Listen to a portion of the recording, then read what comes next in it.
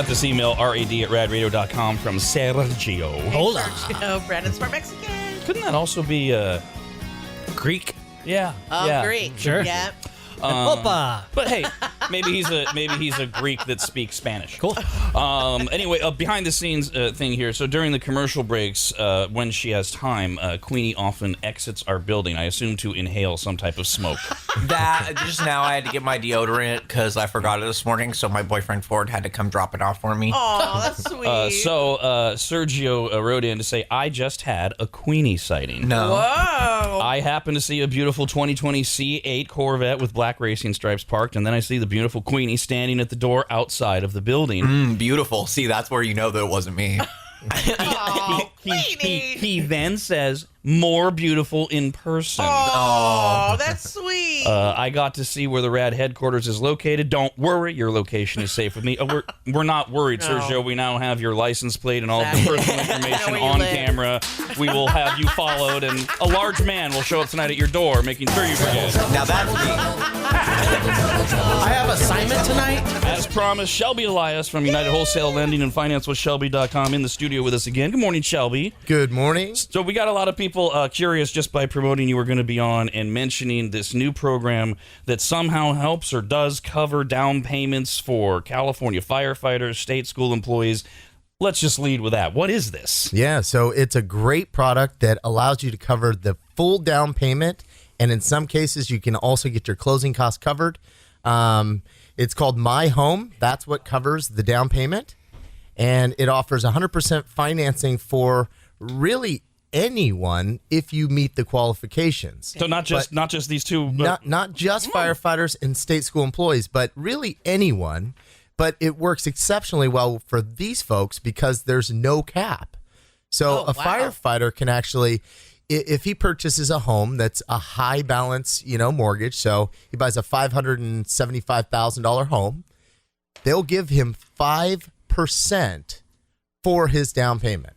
Wow. His or her. Anybody. So anybody, they can get all the way 5% covered. So on a $575,000 house, that's around $28,000. So a lot of people are going to ask right away, is that enough? Is that enough for a down payment to get a house? Yep. It's the entire down payment, and it's 5% down. So Because a lot of people are walking around thinking I have to have 20% down. Yeah, exactly. You don't have to have 25%.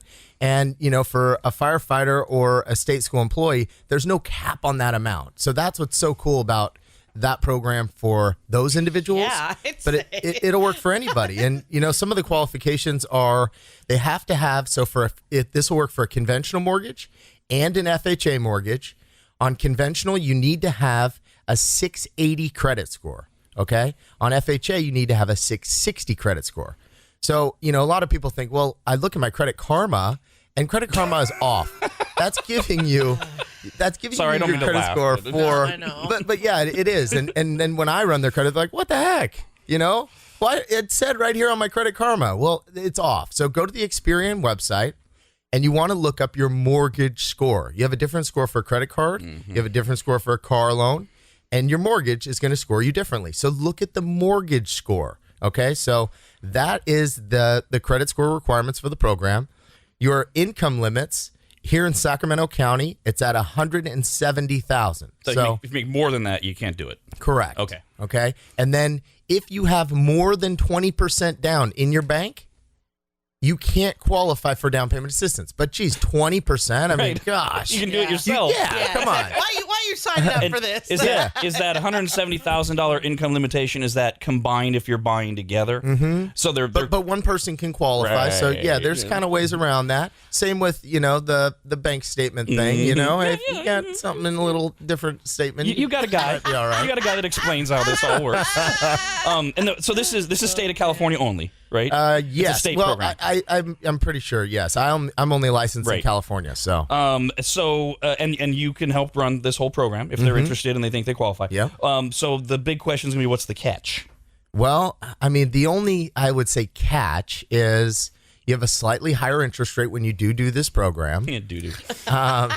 If you sell or refinance, you have to pay it back. But there's no payment due at all, and they don't even hit you for, the second mortgage payment when qualifying. So It's kind of a downside, but not really. You know, the way things are going with housing values too, which we'll get into, you might be able to refinance in a year, get all the equity out, pay that off. You won't care because you're still going to have extra cash lying around. Yeah. And on the credit score thing, we talked about this the last time you were here, because one of the things you'll find, Shelby, is the more you come back, the more you have to answer the same questions. Because we have different people listening, or people that suddenly are interested. That kind of thing is that your team has these little fixes. Like when they do look up your credit score, if it's not quite where it needs to be, you send out this really, for people that don't understand, odd text. It's like, I have to pay my Apple Card down exactly $93, and suddenly my credit score is going to go up 8 points, and that's more than enough. Whatever that formula thing is, people need to understand that you often have the fixes for it. Because if they check their Experian mortgage credit score and they see, I'm at 652, which is just under, that doesn't mean they shouldn't call you. Correct. Yep. So we have the ability, it's called a rapid rescore. So once I run your credit, it shows me exactly what you need to do to accomplish whatever goal that we set for you. So then I can go back and tell you, okay, I need you to pay Capital One down by $75, pay American Express off, and I need you to pay your Apple Card down for $150. On the program you were just talking about, if and what the payback was for the catch, right? If there was one. Yeah.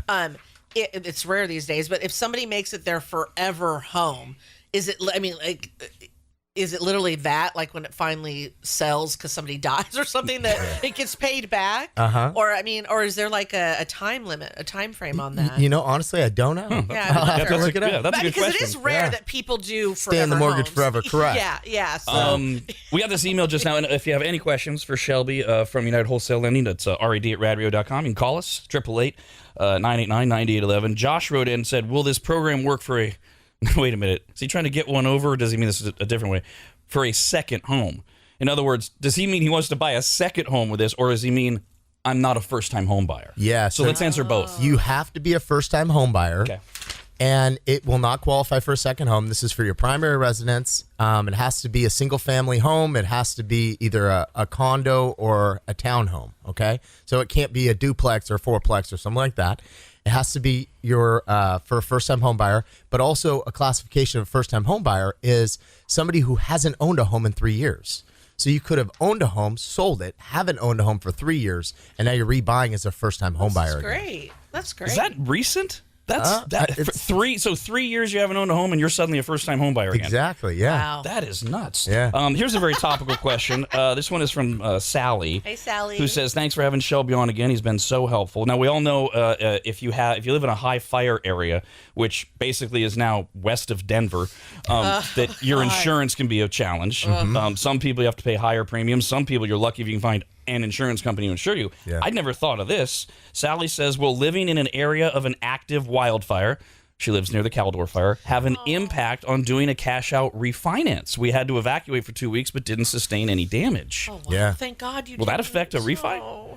It does in some cases, yes. Really? They kind of lock us down.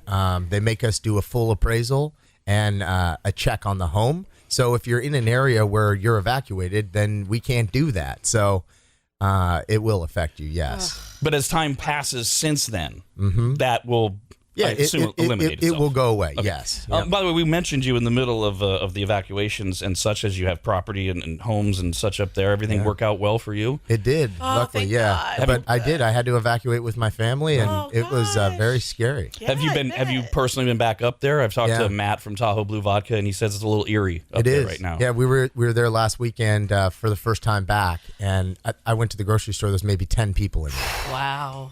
Were you like figuring out what to take? Was it like Oh that? yeah, I was frantic. Right? Like how do in your mind Literally how frantic. do you like this or that or that's Yep. what I always thought, like, because who's got that ready? Yeah. Right? Like in case this happens, get that box in the corner. You're right. That's what we put aside. I mean, it's like, oh my gosh. Yeah. And the amount of time, you're like, how much time do we have? We had 6 boxes, and we only left with 2.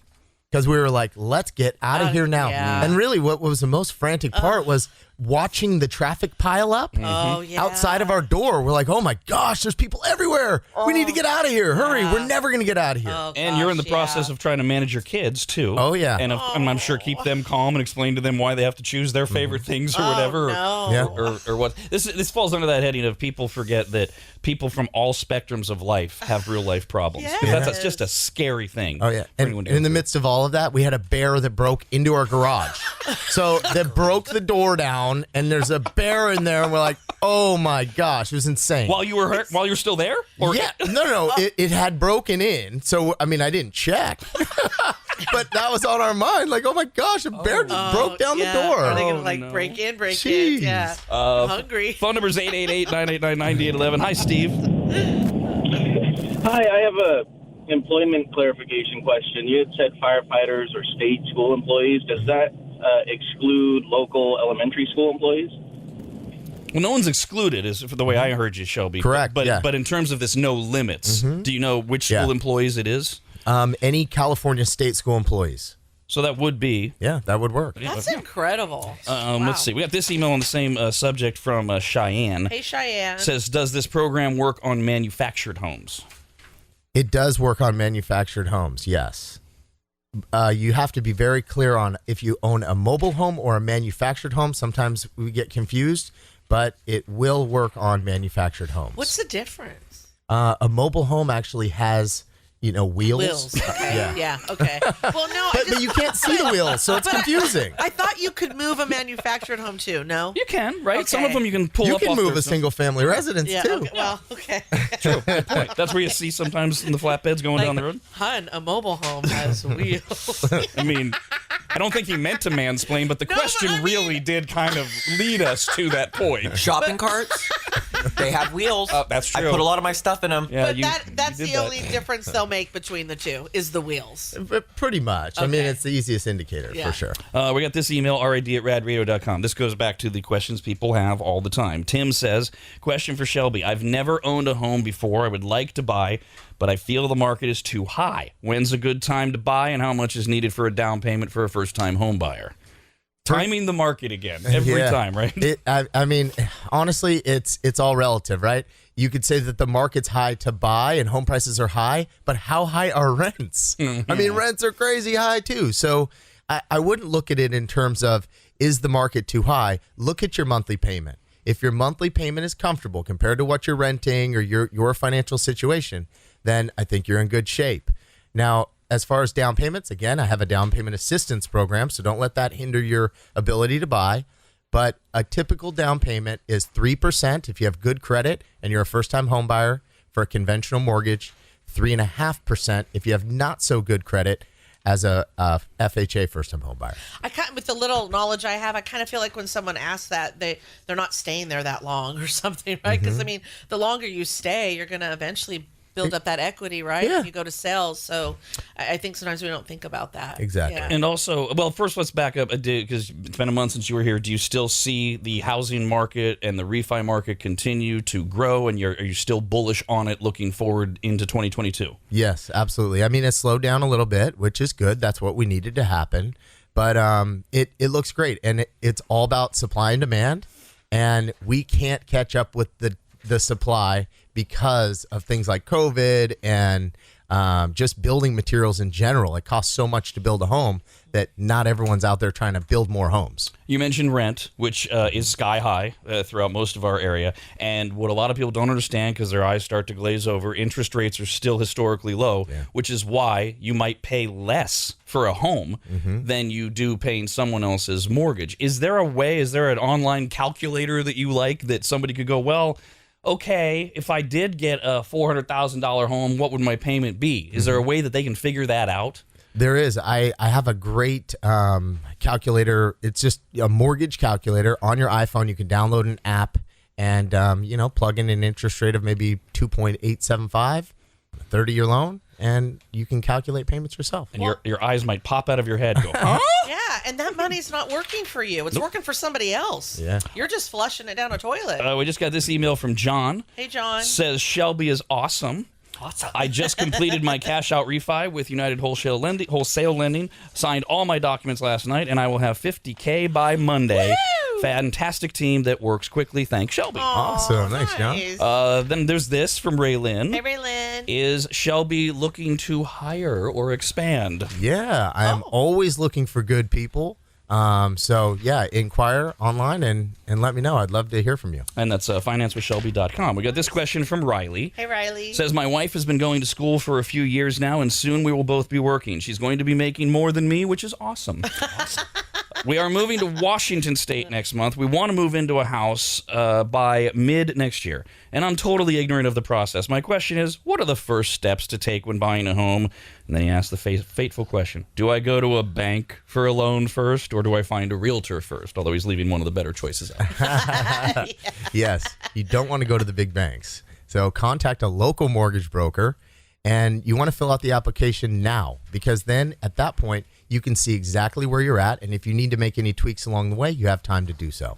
By the way, we just got a helpful note from Ben. Hey, Ben. He says, tell Shelby as long as he didn't have any perfectly cooked porridge, the bear won't bother his home. Thank you. Thank you very much. We got this question from Neil. Says, my wife and I want to buy a home. We both have over 700 credit scores. We make 90 grand a year together. Can we get a home? People are always wondering, do I make enough? Can I get into one? Yeah, I think he's solid. Absolutely. This one is from no name. Hey, person. My husband and I plan to buy a house, but we want to know how soon can we refinance after we buy? You can refinance right away. Right away. After You you can refinance. buy? Yeah, you could buy a house, and then so this happens often. Somebody goes to a big bank, gets a bad credit, gets a bad interest rate, then they contact me, and I refi them right away. Wow. I can refinance them right Wow. away. I had no idea you could do it crazy. that quickly. I know. Last time you were on here, You gotta have enough equity, and Right. still got to qualify. although the way But- some of these but homes yeah. are going up. So, Ben, somebody had a similar question that they had refied recently, and their house has gone up in value again, and they wanted to know, could they refi again? Is there any limit on how quickly you can refi multiple times? It depends what loan product it is, but on a conventional mortgage, you can literally refinance, in 3 months, 6 months. It doesn't matter. You're all good. This is from Cece. Hey, CC. Says, can I do a refi or cash out if my income to debt ratio isn't good, but my assets are phenomenal? Well, we can use those assets to pay off debt to improve your debt to income ratio. What if I'm wondering if they're not liquid assets. And you can use assets as income, which will in turn allow you to get that debt to income ratio down. So yeah, and I hate to use sometimes these words that make people's eyes glaze Yeah. over, but assets can be things that you own, but they aren't cash. Whether art, things like that, they're worth a lot of money. So you have this net worth, but you don't have to necessarily have access to money. Oh, and you have all of this debt. So income to debt ratio, a lot of people don't understand how that really screws you sometimes. We had somebody write in earlier who was in Reno in northern Nevada and was literally trying to get money out of her home to pay off her debt, and the stupid bank, of course, said your income to debt ratio is too high, and she's like, that's what I'm trying to get rid of. Yeah. So some people don't necessarily understand how that works. Can you give a brief 60-second disclaimer on what that is? Yeah. So your debt to income ratio is the lender's going to look at all of the debt. So they're going to look at all of your minimum payments on credit cards, your car loans, any installment loans, and your current mortgage payment. And they're going to compare your debt to your income, and that's going to produce a ratio. So they're going to look at that ratio and determine if you qualify. Phone number is 888-989-9811. Hello there, Heather. Go ahead. Heather. Hi, sorry, my that's- phone cut out. Oh, boo. Darn it. Sorry about that. That's all right. Good morning. My husband and I sold our primary residence a couple months ago, and we had already purchased the new home we were moving into. So when we got that equity out, we've just been kind of sitting on it, and we have an opportunity to buy into an apartment building with someone else, a smaller building. And I kind of wanted to know if that's something Shelby does and what your recommendation would be as far as how do you go about that when you're buying a property with somebody else? Yeah, I've done that several times. I have several partners on a lot of different fourplexes and apartments. And, one thing that I would recommend is you want to learn how to analyze the deal to make sure that you're getting a good deal, a good return on your investment into it. And you want to make sure that you're getting put on title, because title is going to determine the ownership. So that's kind of how you can safeguard yourself, is you want to make sure that you're on title, and then you want to analyze your return on investment. So if you're investing $100,000, what is your return on that? And that's the cool thing about investing in real estate is you can literally look at your exact return. It's not like investing in a restaurant and hoping that the sales go well and projecting sales. You can look at the return and say, the rents are this, my investment is this, my return is this. What about vetting the people you're partnering with? Oh, yeah. God. Yeah, I would definitely vet them out. You want to find out things like, what is their credit score? Let's see how much assets that they have, because if you ever get into trouble, you want to make sure that they have enough money to be able to keep things going. Hello there, Sally. Go ahead. Yes, I wanted to know how age affected it. Like me and my husband are 60, and wanted to see about buying a house. And also, I love Queenie, and I should have told her when she answered. Aw, that's so sweet. Well, now she knows. Age, you can't rent a car until you're 25. Do they stop selling you homes when you're 50? Nope, you're all good. And I get that a lot. You can buy a house, refinance a house. Age, it doesn't matter at all. And sometimes I'm refinancing people that are in their 80s and like, I can't believe you're going to give me a 30-year loan. I'm 80 years old. There's no way I'm making it through this. Okay. An accountant Rob used to it's have. okay. I also know her, and years ago she was 80 something and got a house. Yeah, so and I was surprised by that too. I'm like, What bank is giving this person? He's going to die. Hello there, Heidi. Good morning. Good morning. Thank Hey. you for taking my call. What's up? Shelby, I have a question. Do you have any programs that will do an appraisal waiver? Yes, I love that question.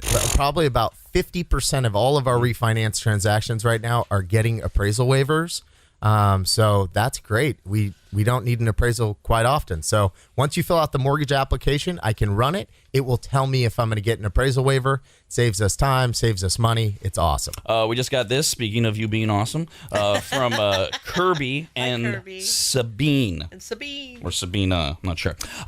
We were able to refi because of Shelby. It was so easy and incredibly fast that we were just sure that Rob, with the help of Shelby, was stealing our home and putting it in their names. But no, just great customer service and a great recommendation. Yeah, we're running quite the scheme here. Yoink. Haven't been caught yet. Oh, I love emails like this. It's from Christy. Hi, Christy. Shelby, please settle a bet. Oh. We have a 4-bedroom house in Reno that's paid off except for a small mortgage under $30,000 to remodel main living space and kitchen. Okay, so except for a small mortgage would cost under $30,000 to remodel the main living space and kitchen. One of the bedrooms is very small and off of the master bedroom. The closet in the master is practically non-existent, says the woman of the house who is writing this email. Is it more valuable to have a 3-bedroom house with an amazing master suite with a walk-in closet and en-suite bathroom, or more valuable and desirable to leave it as a 4-bedroom house? You have to analyze the community that you live in. If it's a community where there's, a lot of kids and there's, great schools, then that house is going to be more desirable as a 4-bedroom because more families are going to want it. If it's maybe an older community or something like that, then absolutely. So you have to determine who your buyer is for this house. Yeah, I if want it's the going to be a closet. family, yeah. If it's not a family, then it's 100% the closet. So let me just say hypothetically, and the answer doesn't matter because the decision was already made. Let's say the neighborhood is a fairly well-to-do neighborhood of mostly people over 40 that are in the higher percentile. Not a lot of families in the neighborhood, but big homes. Yeah. And let's say the house is technically a 6-bedroom home, but it's the same situation. And the man of the house, who arrogantly has spent his life in broadcasting, buying way too many clothes and shoes, Sounds like decides you know him. to take. I said it's a hypothetical. Decides to take the small bedroom right next to the master bedroom and turn that into a walk-in closet. You like that idea there? I love it. basically? And I literally, I'm going through a home remodel right now. I did the exact same thing. I took my kid's bedroom See? and I Yeah. made it into a master closet. Closets are the best. Kid, you can sleep in in a closet. Literally. Hello In the there. hall, yeah. Jay, go ahead. Hi there, Shelby. I had a quick question. I've recently become unemployed by my own regard. I actually had a talk yesterday with Rob and everybody about that. I'm curious if I'm in a position where I can refinance. I have a huge amount of assets in liquid, cash, but I want to use my equity and start doing some remodels around my place. Is that something I can do while I'm in this position? Yeah, it depends on. So I can use your assets as income, but they need to be verifiable. So if you have money in a money market or something like that, then I can arrange that to count as income for you. and then we can access it. Just give me a call, and I'll be happy to help. For everyone else out there and us on the show, I'm pretty sure he's the guy that chose to leave his profession of many years. 10-year career. Because he decided he didn't want to get the vaccination. That's right. So it was like of his own choice. We got this from Steve. Hi, Steve. Says, if my wife and I attempt to buy, but her score hinders our ability, can I try a loan? And if we later get a divorce, can she attempt to get half later? Oh my gosh. Wow. Oh Wow. my gosh. Shelby's not a marriage counselor, but maybe he should be. Oh. Yeah, you could always put a loan in your own name, but and then you can have her on title and just the loan be in your name. So as long as you qualify for the loan by yourself, you're all good. And if I'll step in and do the other part. If I'm assuming you're in California, if you buy the home in your own name while you're married, yes, she gets half of the value of it, regardless of what paperwork If she's you're on. already thinking this, oh Yeah, my God. that's the whole. Don't buy the home with her and let the girl know where your mind's at. That's terrible. Here's one, no name. I know name. Email rad@radradio.com. Says, my wife and I want to move, but we're not sure how much we can get for our house. Is it okay to put our house on the market just to see how much I'll get for it and then take it down? I don't think that's okay. No? But what you can do is, if you speak to any real estate professional, they can pull the comparables. I mean, you can pull the comparable sales in your own neighborhood just by going on to Redfin and looking up the homes that have sold in the last 6 months and find a model match of your house. That's what you could sell it for. Are you finding more and more entertainment in the questions you get every time you come on the show? Great. This one's from Nick. Says, I have a bankruptcy that filed a couple months ago. How long will I have to wait to go through you to refinance, if it's even possible? It depends on what type of bankruptcy that it is. Chapter 7 has different guidelines than a Chapter 13. And it also depends on what loan product that you're trying to go into. So there's more variables. We need more information. Hello, Matt. Hi, good morning, Rat. Hey. Yeah, Shelby, I got a question. I bought my house 10 years ago for $99,000. It's now worth $370, and I have $230,000 in equity. Nice. Do I have to use that equity at all, No. or can I just let it sit there? Yeah, you can let it sit there. Yeah. So when I sell the house, it would just pay off the house, and then whatever's left of that equity, I get to keep? Yep, that's exactly right. Isn't that awesome? Yeah, that's great. All right, cool. Thank you. I love that. Always nice to deliver good news. This one's from Christina. Hi, Christina. Can we cash out if we currently have an FHA loan and just refinanced last year? Well, I think we covered this earlier, but I'll give her specifics anyways. We bought our house at the end of 2019 for $350,000. The current estimate is up almost $100,000. We refinanced at the end of 2020 to lower the interest rate and currently have a 2.5% interest. But it would be great to pull some cash out for some long-term savings / emergency fund. We didn't know that cashing out was an option if we still owed most of the loan. Is that worth it? Doesn't make sense. Yeah, so anyone that's in an FHA loan, they need to be looking at getting out of FHA and into conventional. Why? Because the mortgage insurance on FHA is so high, you're literally throwing money away for no reason. So any person that is in an FHA loan, your main goal is to get out of FHA into conventional. And then for the cash out, if you want to take cash out, you can take out up to 80% of your home's value. They make you leave in 20% equity when you're taking cash out. So that's how you can analyze how much cash you can get. Because of your success and knowledge, you often are going to get these questions that blur what you do and then what you also do, which is invest and be very successful at life. So this is from Stephanie. Hi, Stephanie. Says, my mother passed away earlier this year, and as her only child, I have inherited her entire estate. It's not a lot in the grand scheme of things, but definitely the most money I've ever had at one time. I'm 37. I have 2 401ks and no debt. I have had an offer accepted on a house that I want to purchase, but I've been considering buying the house outright. I've researched the pros and cons of paying cash versus having a mortgage, and I can't seem to decide which is the right choice. If I bought it outright, I'd be left with $50,000 in the slush fund. I'm nervous to blow my money load in one place. The house is almost brand new. The biggest money item I'm considering for the future is setting up a trust for my children so they don't have to go through probate one day like I did, and I'm just stumped on this decision and hoping that a greater financial mind like Shelby's will be able to share some knowledge and help. Yeah, that's a great question. So right now, with interest rates as low as they are, if she has good credit, she can get an interest rate below 3%. So I would not recommend putting all of your money down when interest rates are that low. keep the money, finance as much as possible at a 2.8, to 3% rate, and then reinvest that capital into something else because you can make a way better return on investment. Hello there, Emil. Go ahead. Hey, good morning, folks. Shelby, I just had a quick question. So we have two houses, my wife and I. My house is under my name. Her house is under her name. That's where her parents live. On paperwork and everything, she lives there, and I live at my house for tax sake. We were thinking about buying a property where it has two houses so my in-laws can move in with us. Mm-hmm. So if we were to sell both of our properties, I know capital gains tax is anything over $250, you have to pay the taxes on it. But since there's two of us selling two houses, are we looking at, what are we looking at? Well, I would check with your CPA, because if you're selling your primary residence and you've lived there 2 out of the last 5 years, I don't believe you're going to pay any capital gains as long as you've lived there for 2 years. So I would check with your CPA on that. And then in terms of purchasing the house with the in-law, I think that's a great idea. All right, let's do some more emails here. RAD@radradio.com. No name on this one. Hey, person. Oh, I know why. Says, I need some serious help with my home. I purchased my first home, and I found a major plumbing issue in the main line under the house. Oh, no. Insurance and home warranty do not apply. Oh, God. I've been quoted $30,000 for the repair. Is taking out cash or equity line for my home the best choice for acquiring this amount of money? I have a very good credit score and want to avoid a personal loan through a bank. Oh.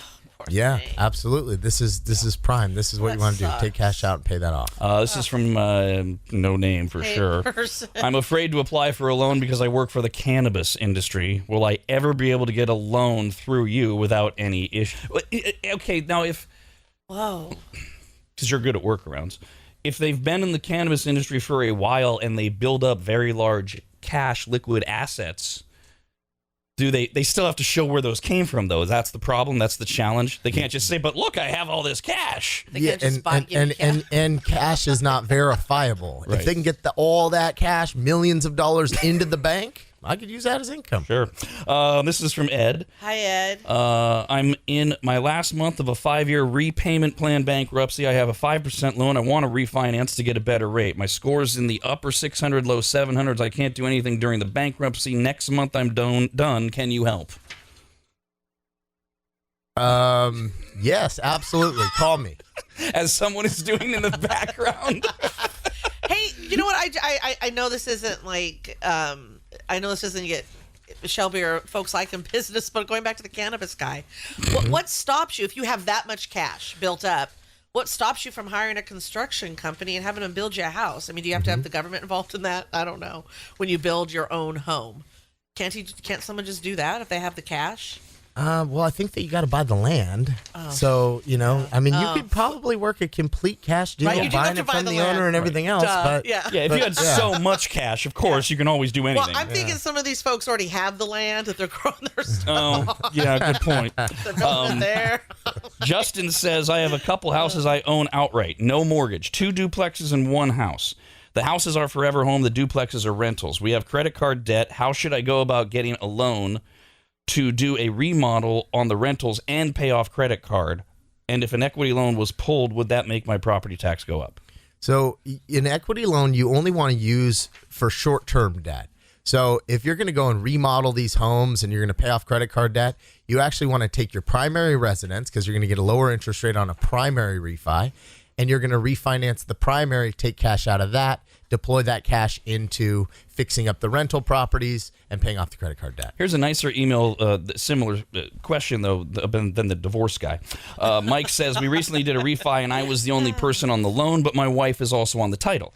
I was told that if I was to pass away, my wife would have to re-qualify for a new loan because I was the only one on the original loan. Is this true, or can the wife keep paying on the existing mortgage in my absence? She can keep paying on the existing mortgage. People get such bad advice. Yeah. I remember when we went golfing last time, you were so angry at other people in your industry that were doing some just unscrupulous scam. You come over, show me your phone, and go, look at this is what I have to deal with. I know. There's so many bad people out there. I talked to this lady the other day for 8 minutes, and she said, I can't even believe how much more information that you've given me in 8 minutes than the last guy who I've been dealing with for 30 days. Wow. Brianna says, is it worth it to use equity to build a pool? if you know, yeah, you're not. It's like putting rims on a car. You know, if it's going to make you happy and it's going to make your life happy and your kids happy, then sure. But you're never going to get that $60,000 out of it. You know, so it's going to make it more desirable for the person buying your house. But it's not a dollar for dollar great investment. We talked about that last time. Invest in your happiness. Pool's down there on, if you're just doing it for financial reasons, it's down on the list because people think everybody wants a pool. No, that also eliminates a lot of people. You're right. We should remind people, though, the number one thing to do if you're trying to improve the value of your home and also enjoy your life more is the kitchen remodel. Yep. And then the bathroom second. Hello there. Who we got? Rachel, go ahead. Hi, my husband and I are going through a divorce, and I plan on buying him out of the house. So my question is, do I have to buy out his half of the remaining balance, or do I have to buy out half of his equity that he would have gotten if we sold the house? So that's an agreement between the both of you. You can come up with an amount, and then, you know, as long as he signs off on it, then you guys are good. But I would assume that you would get an appraisal, the amount of equity that's there, you would buy him out of that equity. All right, we got the weed chick who wrote in to call in to clarify using a fake name. Go ahead, Denise. Great. Weed chick, that's great. Basically, I wanted to find out because basically it is a totally legal business. We're not home growing or anything. He works for a legal company. You know, SMUD provides the power. They're out there to help. The checks are deposited in our account. I'm just afraid to write the information down. I talked to one bank, and they said, absolutely not. We don't work with the cannabis industry. Yeah. Will it matter if I go through you guys? I mean, it's the same because it's federally illegal. So you're doing the state, but financing is all federal. So the feds are not going to allow you to purchase, refinance, nothing using any of those funds. I mean, we're restricted, Denise, in terms of what we can do on the radio because of the Federal Communications Commission in terms of anything that's totally legal in California, for example, or Nevada.